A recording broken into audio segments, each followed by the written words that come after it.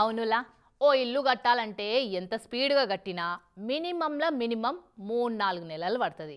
ఇక అట్లనే ఓ bus స్టాండో, railway స్టేషనో కట్టాలంటే తక్కువలో తక్కువ 2, 3 ఏళ్లైనా పడతది. అంతెందుకు మన సికింద్రాబాద్ రైల్వే స్టేషన్ ముచ్చటే తీసుకోరాదుర్రి.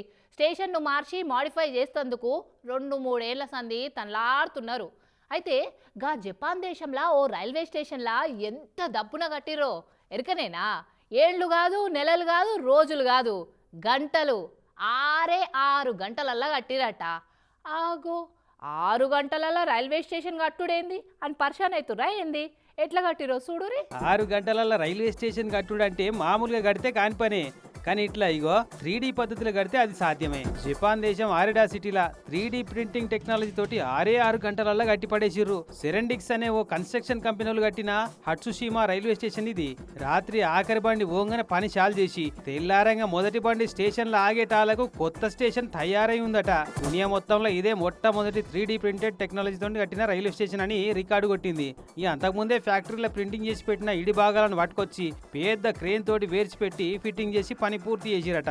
కానీ ఇదే స్టేషన్ను మామూలుగా సిమెంటు ఇటుకెలిగిన పెట్టి మనుషులు మిషన్లు అంతా కలిసి ఎంత స్పీడ్గా కట్టినా కమ్సే కమ్ 2 నెలలన్నా పడుతుండేనట. ఖర్చు కూడా డబల్ అయ్యేదట.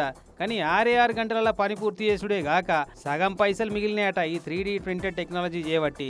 మేజర్ పని అంతా పూర్తయిందట, కానీ ఇంటీరియర్ పని పెండింగ్లో పడ్డదట. అందుకే ఇప్పుడే ఈ స్టేషన్ ఇంకా పురాగా వాడతలేరట. కానీ టెక్నాలజీలో తోపులే అనిపించుకుంటున్నారు పోయి జపాన్ వాళ్ళు. ఇటువంటి టెక్నాలజీ వాడితే మనతాన కూడా ఏళ్ళకేళ్ళు నత్తనడకన పనులు సాగకుండా దబ్బున పూర్తవుతుండేనేమో. కానీ ఇట్లా కనుక మిషన్లకే పని అప్ప చెప్తే మనుషులకు పని లేకుండా రోడ్ల మీద పడతారాయి. అసలే ఆర్టిఫిషియల్ ఇంటెలిజెన్స్లు రోబోల జమానా రాబట్టి ఇక ఈ 3D ప్రింటింగ్ టెక్నాలజీ కూడా వచ్చానంటే సుతారి పనిచేసే మేస్తిర్లకు వాళ్ళ తాన పనులు చేసే లేబర్లకు కూడా ఆయనతో పనులు లేకుండా అయితే మరి.